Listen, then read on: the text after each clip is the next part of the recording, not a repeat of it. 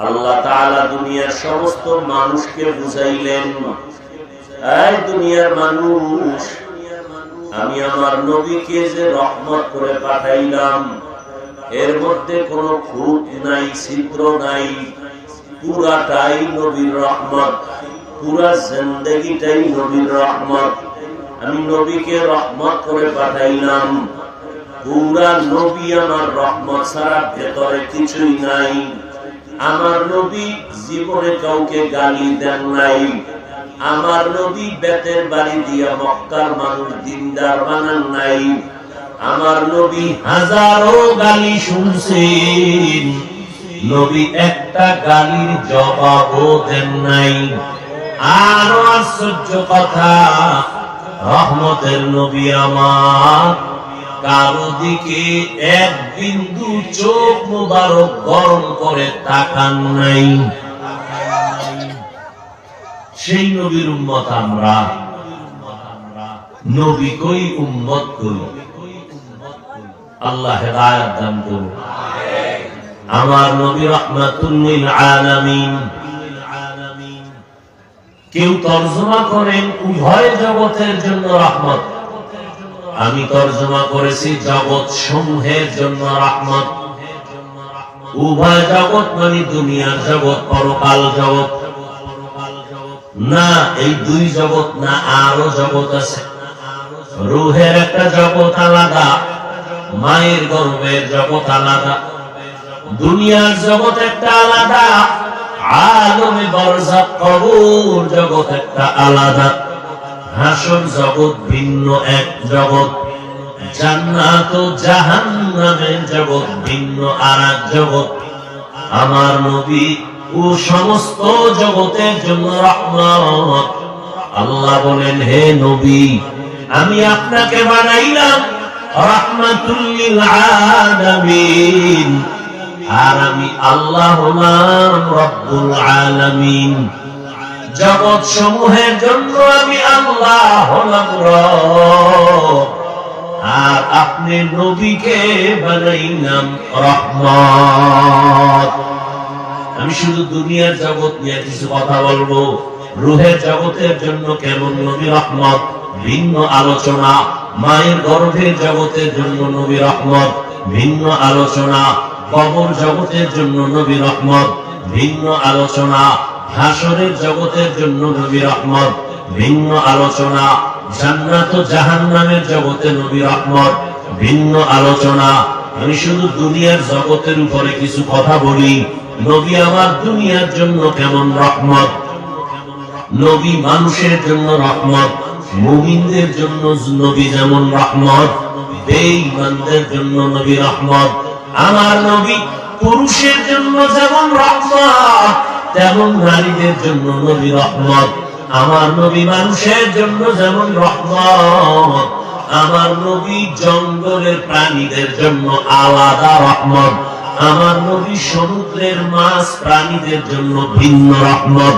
আমার নবী গাছের জন্য মাছের জন্য রহমত। আমার নবী উড়ন্ত পাখির জন্য রহমত। আমার নবী জমিনের জন্য রহমত। আল্লাহ পাক বলেন, ও নবী, আপনার হায়াত কম, অন্য নবীর হায়াত বড়। আপনার উম্মতেরও হায়াত কম, অন্য নবীর উম্মতের হায়াত অনেক বড়। আপনার মনটা বুঝি দুর্বল, এত নেক আপনার উম্মত অল্প টাইমে কেমনে আদায় করবে? জানেন না গো নবী, আমি আপনার যে কত ভালোবাসি। ঈসা নবী আমার বন্ধু, মুসা নবী আমার বন্ধু, ইব্রাহিম নবী আমার বন্ধু, ইসমাঈল নবী আমার বন্ধু, ইউসুফ নবী আমার বন্ধু। সব নবী পয়গম্বর আল্লাহর বন্ধু। রহমতের নবী শেষ নবী আল্লাহর বন্ধু। তবে ব্যবধানটা কি জানো? সব নবী রাসূল আমার আল্লাহ পাকের আশিক, আর আমার আল্লাহ নিজে হলেন মুহাম্মদের আশিক। ইমামুল আউয়ালিন ওয়াল আখিরিন, বহরে صدقا رحمة للعالمين سيد الكونين ختم المرسلين آخر مدبود فخر الأولين আল্লাহ যদি চায় হয়, বান্দা চাইলে সামান্য একটু বৃষ্টির ফোঁটায় কাঁপতে কাঁপতে দৌড়াইয়া বাইরের দিয়েও দৌড়, ভিতরের দিয়েও দৌড়। খোঁজ নেওয়া দরকার জোতা কি নিজের নিছে না আরেকজনের নিছে। কপাল ওই যে বললাম কি কপাল বড় কঠিন, বড় কঠিন। আল্লাহ সব ভাইকে হেদায়েত দান করুন। ও গো নবীর উম্মতেরা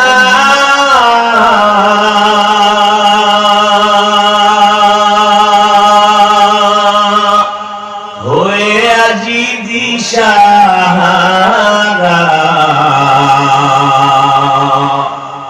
কোরআন হাদিসের চলো যখন যাহা চায় মনে,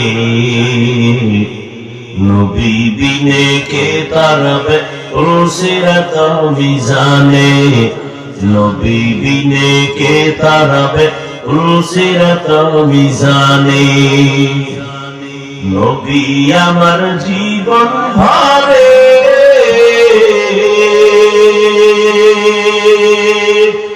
দিনের লাগি কষ্ট পাবে, দান দান শহীদ করিলেন উহুদের ময়দানে, নবী বিনে কে তারাবে উলসিরাত মিজানে, নবী বিনে কে তারাবে উলসিরাত মিজানে। আর একজনের দিকে তাকাও কেন, নিজের দিকে তাকা। সবাই কান্দে, তোর চোখে পানি নেই কেন? এই কপাল পড়া। আর একজনের কান্দা দেখো কেন, নিজে কাঁদো না কেন? হিসাব কম। আর একজনে আল্লাহ রসুলের মহব্বতে চোখের পানি ফেলে, তোমার মধ্যে রসুলের মহব্বতে চোখে পানি নেই কেন? তুমি নিজের খুব বড় মনে করো না? অন্যের দিকে না তাকাইয়া নিজের দিকে তাকাও রে যুবক। তোমার কবরে তুমি যাইবা, আমার কবরে আমি যাব। ও আল্লাহর বান্দারা,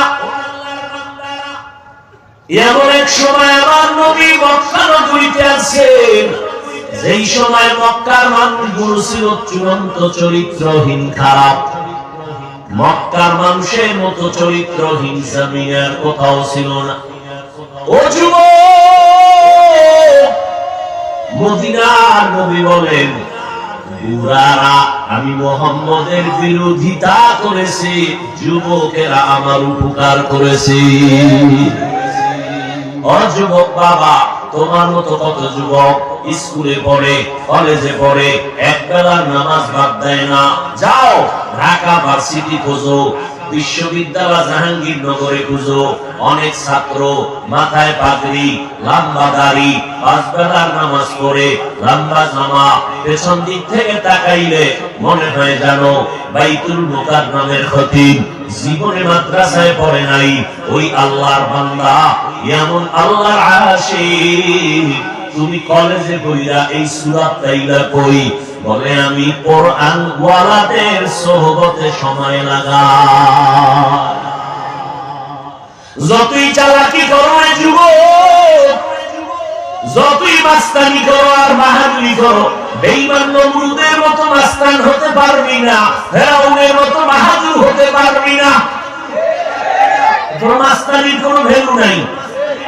ওই যে শুরুতেই বলছি, বিদ্রোহ করিস না, মাথাটা নত কর। টুপি মাথায় দেওয়ার দরকার পারি না, হুজুর দোয়া করবেন, ও আল্লাহ তুমি মাফ করে দাও। মাস্তানি কইরা বলিস না, টুপি না করলে অসুবিধা কি? নবী যদি বলিয়া ফেলায় বেঈমান, তোর মতো উম্মত আমি মুহাম্মদের না হইলে অসুবিধা কি?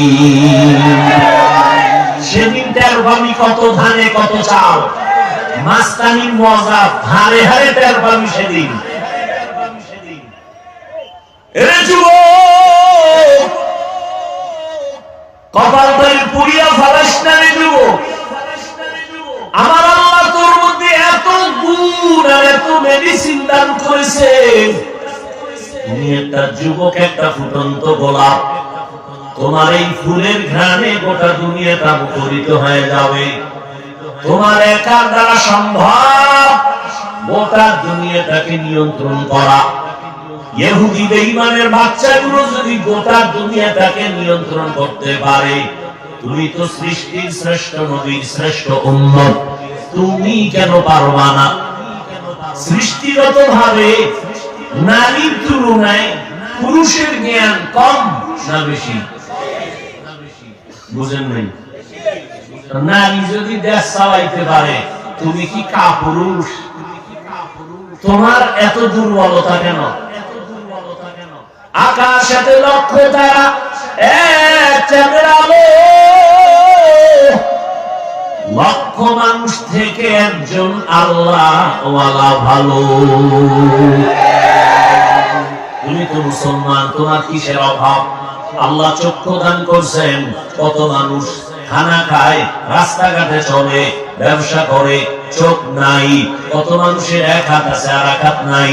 তোমার সব আছে, লেখাপড়া করতে পারতেছো, শিক্ষকরা যা বলে শুনতেছো, বুঝতেছো, পরীক্ষাও দাও, মোটামুটি ভালো নাম্বার পাও। তুমি পিছনে কেন? দিলটারে বড় বানাও। ডাক্তার হও, আলহামদুলিল্লাহ। ইঞ্জিনিয়ার হও, আলহামদুলিল্লাহ। প্রফেসর হইবা, আলহামদুলিল্লাহ। কোনো পেরেশানি নাই। তবে তোমার সাহস থাকতে হবে অনেক বেশি। আমি সিলেটের শহরের শুধু ডাক্তার না, আমি ডাক্তার যদি হতে চাই আন্তর্জাতিক মানের হব। আমার সম্মান যেন সবার উপরে থাকে। আমি এমন সুনাম নিয়ে অন্ধকার কবরে যাব, আমি মরিয়া গেল যেন জাতি আমার জন্য সম্মানের ইতিহাস রচনা করে। এই যদি চাও তুমি, তোমার দ্বারা সম্ভব গোটা দুনিয়াটাকে নিয়ন্ত্রণ করা। সেই জন্য তোমার দুইটা গুণ লাগবে। এই দুই গুণের একটা গুণ যদি না থাকে, যেখানে যাবা ডাক্তার হবা ঠিক, তাসলিমার মতো জুতার বাড়ি খাবা। প্রফেসর হইলেও কপাল খারাপ। আহমদ শরীফ প্রফেসর ঢাকা কলেজের, জুতার বাড়ি খাইলো। কবরের জন্য কপালে কবরও হয় নাই। প্রশান্ত কবরও কবরও হয় নাই। ঢাকা কলেজের প্রফেসর আহমদ শরীফ, নাস্তিকে আজম, ক্লাসে গিয়ে ছেলে মেয়েদেরকে বলে আমার নাম জানুনি? বলে জানি। কি নাম বলে? বলা যাবে না। আহমদ শরীফ বলে শোন, আমার নাম আহমদ শরীফ। তোরা এতদিন শুনছো কোরআন শরীফ, হাদিস শরীফ, মক্কা শরীফ, মদিনা শরীফ। আজকে থেকে মক্কা শরীফ বাদ, মদিনা শরীফ বাদ। আজকে থেকে হাদিস শরীফ বাদ, কোরআন শরীফ বাদ। আজকে থেকে আমি আহমদ শরীফ তোদের জন্য যথেষ্ট। আল্লাহ হেদায়েত দান করুন। প্রফেসর হ, জুতার বাড়ি খাওয়ার প্রফেসর হইও না। এরে নবীর আশিক উম্মতের দল, ডাক্তার হও, সুনাম অর্জন করো। তুমি ডাক্তার হইলেই যে জাহান্নামে যাবে কথা বলা যাবে না। বহু ডাক্তার আছে 5 বেলার নামাজ পড়ে, রোগী লাইনে দাঁড়ানো, আজান হয়ে গেছে বলে রোগী দেখা বন্ধ আগে নামাজ। তাহলে ওই ডাক্তারকে তুমি জাহান্নামী বলবা? এরে আল্লাহর বান্দা, এখনো সময় আছে, তৈরি হয়ে যাও। রহমতের নবীর আদর্শের মালা গলায় লাগাও। দুইটা পুঁজি লাগবে, ভালো করে লিখে রাখবি, ঘরের দরজায় টানায় রাখবি যুবকেরা। দুই পুঁজি ছাড়া খোদার কসম সম্মানের চেয়ার পাবি না, পাবি না, পাবি না। ডাক্তার যদি হতে চাও, দুই পুঁজি অর্জন কর। মানুষ তোরে মাথায় নিয়ে চলবে, মরার পরে তোর জন্য কলিজা খুলে দোয়া করবে। দুই পুঁজি। কয় পুঁজি? প্রথম পুঁজির নাম হলো সুস্থতা, দ্বিতীয় পুঁজির নাম হলো সুন্দর চরিত্র। চরিত্র ভালো, কিন্তু যেখানে চাকরি নাও, 1 সপ্তাহ ডিউটি নাই, কেউ অসুস্থ, কারে বিদায় কর। অসুস্থ রোগী আমার কলেজে থাকলে আমার প্রতিষ্ঠান বদনাম হয়ে যাবে। অসুস্থ রোগী দিয়ে সরকার চাকরি দিবে না, আমার প্রতিষ্ঠানের বদনাম হবে। এমনকি তুমি বিছানায় পড়ে থাকবা, তোমার আপন যারা তারাও তোমাকে অন্তর দিয়ে ঘৃণা করবে, এত অসুস্থ রোগী ভালো লাগে না। এবার তুমি পিওর সুস্থ, যথেষ্ট পরিমাণ তোমার কোনো রোগই নাই, কিন্তু চরিত্র খারাপ। তুমি যত উঁচু পর্যায়ে হও না কেন, পৃথিবীর একটা মানুষ পাইবা না তোমাকে ভালো জানার মতো। আর এই সুস্থতা আর চরিত্র নষ্ট করতেছো গজবের মোবাইল হাতে নিয়ে। সারা রাত দরওয়াজা জানালা বন্ধ করে মোবাইলের দিকে তাকাইয়া কবিরা গুনাহ করেছো। পৃথিবীর কেউ দেখে না, বাবাও জানে না, মাও দেখে না, রুম দরজা জানালায় কি দেখতেছো, কিন্তু মায়ের অন্তরের চুম্বুকে ধরা পড়ছে তুই গুনাহ করো। মা বুঝতেছে তুই গুনাহ করো। তোমার বয়স মাত্র 25 থেকে 30, তোমার চেহারাটা থাকবে উজ্জ্বল পূর্ণিমার চাঁদের আলোর মতো, দেখলে মায়া লাগবে, আকর্ষণ হবে। তোমার 25-30 মধ্যে কেন আকর্ষণ নাই? তোমার চেহারা কেন উজ্জ্বলতা নাই? দেখলে কেন মায়া লাগে না? একমাত্র গুনার কারণে আমার মাওলা তোমার উপরে বেজার।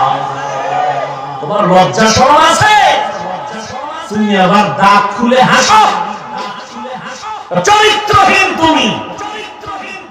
তোমার এই 30 বছরে কি করেছো? আল্লাহ না করুক আজকে যদি মরে যাও, তুমি এমন কি ভালো কাম করছো, তোমার মা বাপ তোমার জন্য এটা স্মরণ করে দোয়া করবে? আছে জীবনের কোন 30 বছরে ভালো কাজ? দুনিয়ার খারাপ আকাম করেছো, মনে মনে মাছ কাঁদবে ঠিক, কিন্তু খুশি হবে। একটা বেয়াদব চরিত্রহীনর কারণে অনেক জায়গায় লজ্জা পাই, মরে গেছে, জ্বালা গেছে। তাহলে বুঝো তুমি 30 বছরে কামাই করছো সবার বরদোয়া। এবার তুমি বালিশে মাথা লাগাই চিন্তা করো, তুমি মানুষ না অন্য কিছু? তুমি মরে গেলে মনে নিজের অন্তরকে প্রশ্ন করিও, তুমি বললে তোমার ভিতরে ভিতরে মা খুশি, তোমার চরিত্র খারাপ এই কারণে। তুমি মায়ের সাথে বেয়াদবি করেছো এই মোবাইল দিয়ে, মাকে কাঁদাইছো কত রাত, বাবার সাথে বেয়াদবি করেছো, তোমার চরিত্র এত দুর্বল, শিক্ষকের সাথে বেয়াদবি করেছো, আলেমের সাথে বেয়াদবি করেছো। তুমি মরে গেলে সবাই খুশি মনে মনে, তাহলে তোমার 30 বছরের কামাই কি সবার বরদোয়া?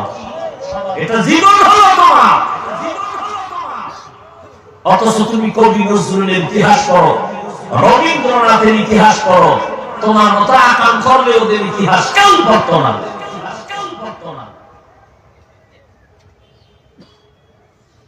তোমার চিন্তাও তো নাই, কোন চিন্তাই নেই।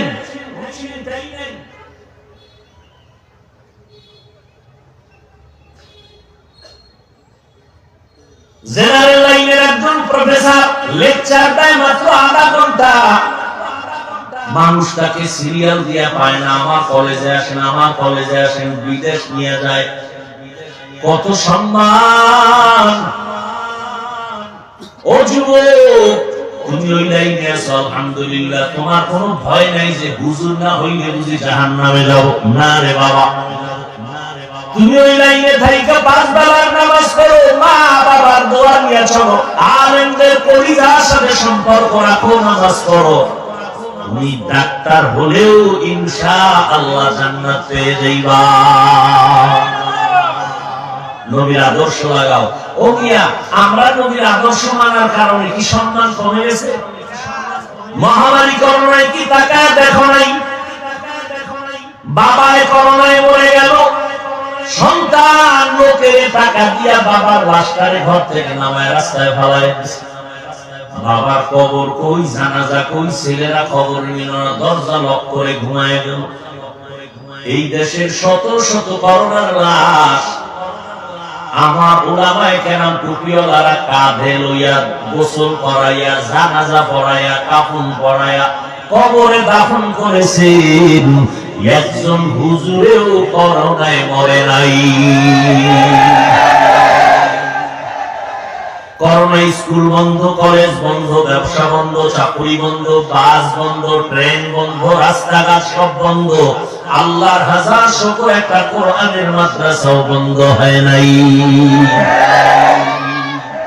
এরে নবীরা আশিক উম্মতের দল, মায়ার নবী মক্কা নগরীতে এমন সময় আছে যেই সময় মক্কার মানুষ বড় খারাপ, এতটাই চরিত্রহীন।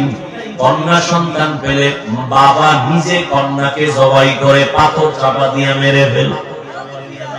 এতটাই খারাপ ওই মক্কার কাফের বেঈমান, এতটাই চরিত্রহীন। জমিনে আল্লাহ তার ঘর বানাইছেন বাইতুল্লাহ। ইন্না আউওয়ালা বাইতিন বুদিয়া লিন-নাসি লাল্লাযী বিবাক্কাতা মুবারাকান ওয়া হুদা মুবারাকান ওয়া হুদান লিল-আলামিন।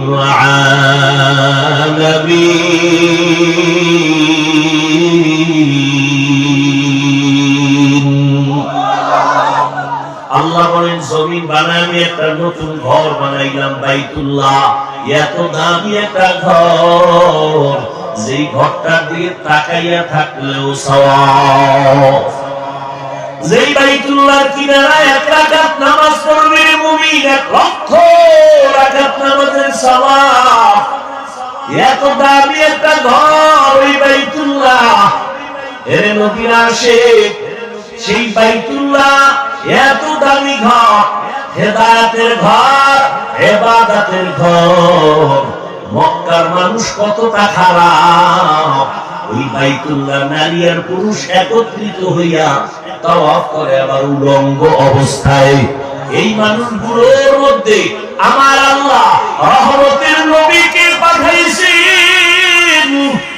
মাত্র 13টা বছরের মধ্যে মক্কার চরিত্রহীন মানুষগুলোকে স্বর্ণের মানুষ বানায় দিলেন আমার আল্লাহ। নবীজির আদর্শ দিয়ে মাত্র 13 বছরের ব্যবধানে মক্কার চরিত্রহীন মানুষ স্বর্ণের মানুষ হয়ে গেল।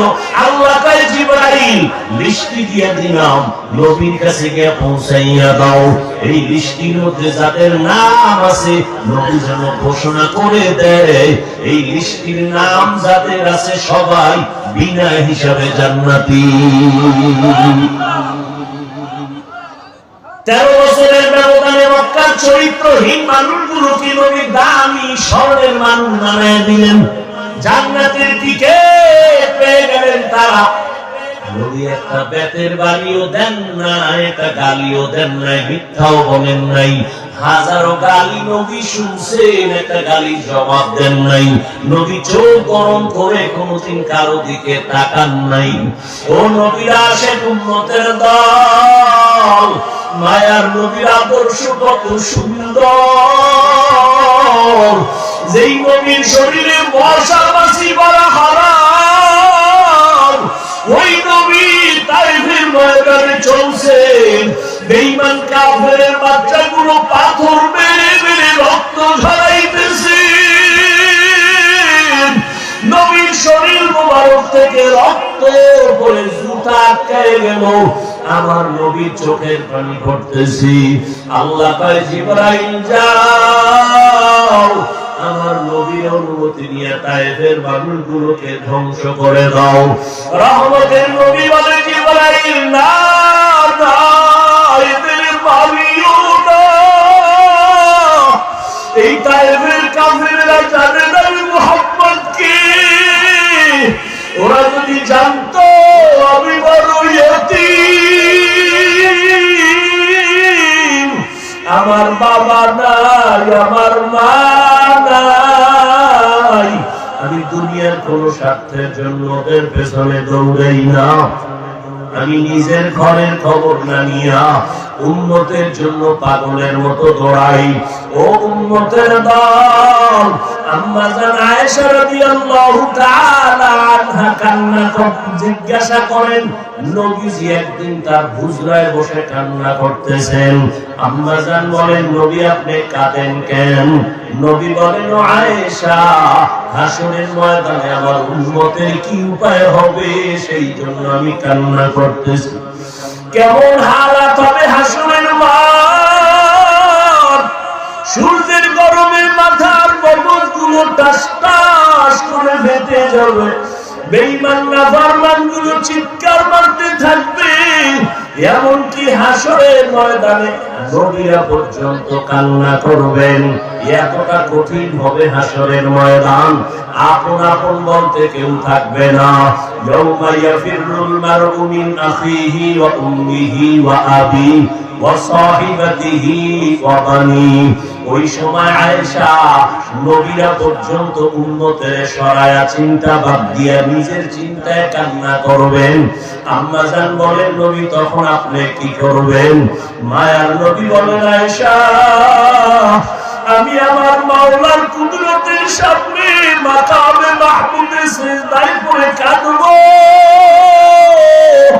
আমি একবার বলবো না, আল্লাহ আমাকে বাঁচাও। আমি কাঁদব আর বলবো, আল্লাহ আমার উম্মতের বাঁচাও। আমার একটা উম্মত যেন জাহান্নামের ভেতরে না যায়। আমার আল্লাহ বলবেন, নবী মাথা উঁচু করেন, কাঁদবেন না। আপনার উম্মত গুলো আমি জাহান্নামে দিব না। আপনি উম্মত গুলো ধরে ধরে জান্নাতের দিকে নিয়ে যান। নবী বলেন, আমি বেছে বেছে উম্মত গুলো জান্নাতের দিকে নেওয়া শুরু করব। আম্মা জান আয়েশা রাদিয়াল্লাহু আনহা বলেন, নবী, কোটি কোটি মানুষের মধ্যে আপনি কেমনে বুঝবেন, চিনবেন কারা আপনার উম্মত? ওখানে মুসা নবীর উম্মত, ঈসা নবীর উম্মত, নূহ নবীর উম্মত সবাই থাকবে, কেমনে চিনবেন? মায়ার নবী বলেন, আয়েশা, আমার উম্মত যারা ওযু বানাইয়া 5 বেলার নামাজ পড়বে, কিয়ামতের দিন তাদের ওযুর অংশগুলো নূরের আলোতে চমকাইতে থাকবে। আমি উম্মত গুলো ধরে ধরে দেখে দেখে জান্নাতের পথে নিয়ে যাব। ও আল্লাহর বান্দারা, কয়দিন আর দুনিয়ায় বাঁচবা? এমন একটা দিন নাই যে যুবকের মরণের খবর নাই। আজকে খবর পাইলাম এই সিলেট রোডে নরসিংদী এলাকার ভেতরে একটা মাইক্রোবাস অ্যাক্সিডেন্ট হয়ে গেছে। ইতালি থেকে 2 জন আসছে, তার মা মারা গেছে দেখার জন্য। মাকে দেখতে গিয়া তারা 2 জন লাশ হইয়া গেল। আজকে তুমি সুস্থ আছো, বেঁচে আছো, কালকে তোমার লাশ হইতে হবে তোমার জানা নাই রে বাবা। এখন থেকে তৈরি হয়ে যাও। ব্যবসা করো, বাধা নাই। চাকরি করো, বাধা নাই। লেখাপড়া করো, বাধা নাই। আমার মায়ার নবীর আর কাটাইও না রে যুবক।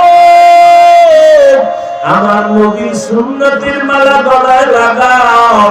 মা বাবারে কষ্ট দিও না। মা বাবার দোয়া নিয়ে সামনে আগাও।